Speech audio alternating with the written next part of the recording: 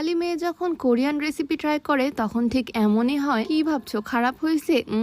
একদমই না। দেখতে যেমন লোভনীয় হয়েছে, খেতেও ঠিক তেমনই টেস্টি। আজকে শাড়ি চুড়ি পরে বসে পড়ছি কোরিয়ান রেসিপি ট্রাই করতে। আমরা বাঙালি মেয়েরা কিন্তু চাইলে সবই করতে পারি। বাঙালি ভর্তা ভাতও রান্না করতে পারি, আবার কোরিয়ান রেসিপিও পারফেক্টলি করতে পারি। আজকে আলু দিয়ে বানানো সফট তুলতুলে স্পাইসি ভাইরাল একটা কোরিয়ান রেসিপি ট্রাই করব। আলুগুলোকে টুকরা করে ফার্স্টে দিয়ে দিলাম সিদ্ধ করার জন্য। আজকে আমার এই রেসিপিটা করতে বেশি কিছু লাগবে না, মেইন উপকরণই হচ্ছে এই সিদ্ধ আলু। আলুগুলোকে আমি ওভারকুক করব না, তাই প্রেসার কুকারে দিয়ে পাতিলেই সিদ্ধ করে নিলাম। একটা ছাঁকনির মধ্যে নিয়ে উপর থেকে চামচ দিয়ে চাপ দিচ্ছি, নিচ থেকে একদম মিহি আলুর পাল্প বের হচ্ছে। এই পাল্পগুলোই লাগবে আমার। আলুর পাল্পটা যাতে একদম স্মুথ হয় সেজন্য এভাবে করা। কোরিয়ান রেসিপিগুলো দেখলে আমার কেন জানি না জিভে একদম পানি চলে আসে, এত পরিমাণে লোভনীয় লাগে দেখতেই তাদের রেসিপিগুলা। আগে আমি ভাবতাম তাদের রেসিপিগুলো হয়তো অনেক কঠিন, আমি পারবো না বানাতে, কিন্তু আমরা বাঙালি মেয়েরা পারি না এমন কি কিছু হয় বলো? আমরা এক হাতে সব করতে পারি। যাই হোক, এদিকে আমি মেইন কাজটা করেই ফেললাম। আলুগুলোর মধ্যে আমি অল্প একটু কর্নফ্লাওয়ার, একটু লবণ, একটু পানি দিয়ে সুন্দর একটা ডো বানিয়ে নিছি। দুই হাতে সুন্দর করে তেল মালিশ করে নিয়ে এখন আস্তে আস্তে আমি প্রত্যেকটা বানিয়ে নিব।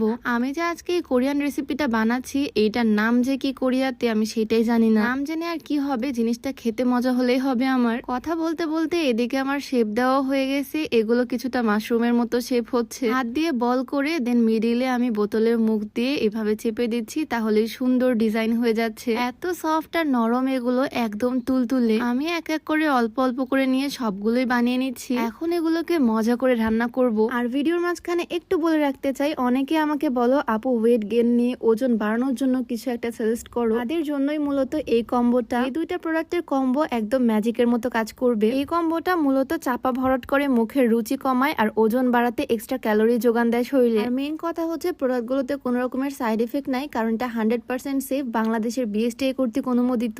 আর আমার পার্সোনালি মনে হয় এই দুইটা প্রোডাক্ট একসাথে ইউজ করলেই তোমরা একদম বেস্ট রেজাল্টটা পাবা। তো ওজন বাড়ানোর এই কম্বোটা তোমরা পেয়ে যাচ্ছ শেক অ্যাভিনিউ ফেসবুক পেজ থেকে। তাদের পেজটা আমার ডেসক্রিপশনে মেনশন করে দেওয়া থাকবে, চাইলে ভিজিট করে আসতে পারো। যাই হোক, এখন আমার ভিডিওতে ব্যাক করি। সবগুলো আমার সুন্দর করে শেপ দেওয়া হয়ে গেছে। এখন ওই সেম পাতিলের মধ্যে আমি আবারও পানি গরম করলাম আর একটা একটা করে সবগুলো ছেড়ে দিচ্ছি গরম পানিতে, যাতে এগুলো খুব সুন্দরভাবে কুক হয়ে যায়, মানে সিদ্ধ হয়ে যায়। গরম পানি বারবার আমার হাতে লাগতেছিল, তাই ভাবলাম এই ছাঁকনির মধ্যে সবগুলো উঠিয়ে একবারে আমি পাতিলের মধ্যে ছেড়ে দেই। এগুলো পানিতে ছাড়ার সময় একদম নিচে ডুবে যাবে, বাট কুক হয়ে গেলে উপরে ভেসে উঠবে। 2 থেকে 3 মিনিটের মতো আমি এটাকে কুক করে নিচ্ছি আর তারপর আবারও সবগুলো তুলে আমি প্লেটে নিয়ে নিচ্ছি। খুব সুন্দরভাবে এটা কুক হয়ে গেছে। আমার তো মনে হচ্ছে এখনই ট্রাই করে দেখি। আগে তো আমি ভাবতাম কোরিয়ান রেসিপি মনে হয় অনেক হার্ড, অনেক সময় লাগে করতে বা অনেক কঠিন কিছু, কিন্তু নিজের হাতে করার পর মনে হচ্ছে অনেক সহজ। ভাত তরকারি বানানোর থেকে এই কোরিয়ানরা যেগুলো খায় সেগুলো বানানোই বেশি সহজ। যাই হোক, সবগুলো আমি নামিয়ে নিছি আর একদম বরফ পানিতে ঢেলে দিলাম সবগুলো, যাতে খুব সুন্দরভাবে সেট হয়ে যায়। কোনো ব্যাপার না, এগুলো কিন্তু ঠান্ডা ঠান্ডা খেতে হবে না, এগুলোকে আবার গরম গরম রান্না করা হবে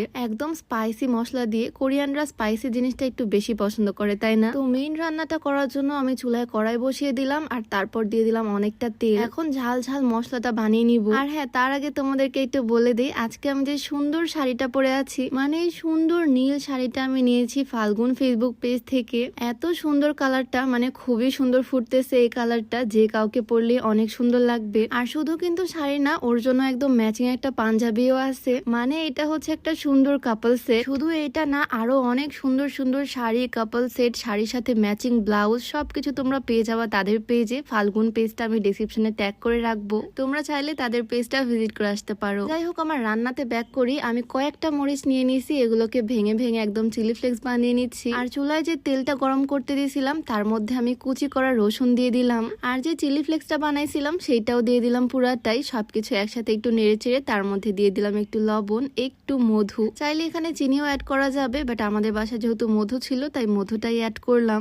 একটু দিলাম সয়া সস, একটু টমেটো সস আর একটু দিলাম চিলি সস, মানে যতগুলো সস বাসায় ছিল সবগুলো একটু একটু করে দিলাম। কালারটা দেখো কি সুন্দর আসছে, মুখে পানি চলে আসতেছে আমার দেখেই। এর মধ্যে আমি একটু কুচি করা ধনেপাতা দিয়ে দিলাম। সবকিছু একসাথে মিক্স করে লাস্টের দিকে আমি দিয়ে দিলাম সাদা তিল। এই সসটা যে দেখতে কি পরিমাণে লোভনীয় লাগতেছে, মানে বলার মতন, আমার মুখে পানি চলে আসতেছে। সুন্দর করে এই সসটা বানিয়ে এর মধ্যে আমি আলু দিয়ে বানানো জিনিসগুলো দিয়ে দিচ্ছি, মাশরুমের মতো, মানে যেটাকে বলে পটেটো মাশরুম। এখন জাস্ট একটু মিক্স করার পালা, সবকিছু নেড়ে চেড়ে একসাথে একটু রান্না করে নেব, তাহলে এটা রেডি। আমি তো দেখে আর ওয়েট করতে পারতেছি না, এতটা পরিমাণে লোভনীয় লাগতেছে। একদম কোরিয়ানরা যেমন রান্না করে তেমনই করতে পারছি। তোমরাই বলো তো তোমাদের কাছে কেমন লাগতেছে এই রেসিপিটা দেখতে। এই জিনিসগুলো খুবই সফট, তাই আমি একটু আস্তে আস্তে নাড়াচাড়া করে নিচ্ছি যাতে কোনো দিক দিয়ে ভেঙে না যায়। 2-1 মিনিট নাড়াচাড়া করে নিয়ে আমি একটা প্লেটের মধ্যে উঠিয়ে নিচ্ছি সবগুলো। হয়তো আমার কথা শুনে বুঝতে পারতেছো আমার মুখের মধ্যে একদম পানি ভরে গেছে। যাই হোক, কোরিয়ান রেসিপি বানানোর মিশনে তো আমি একদম সাকসেসফুল, একদম পারফেক্টলি বানাতে পারছি তাদের মতোই। এখন জাস্ট খেয়ে দেখার পালা, এটা খেতে কতটা টেস্টি হয়েছে। তোমরা বলো তো এটা দেখতে কেমন হয়েছে, তোমাদের কাছে কেমন লাগতেছে এটা দেখতে।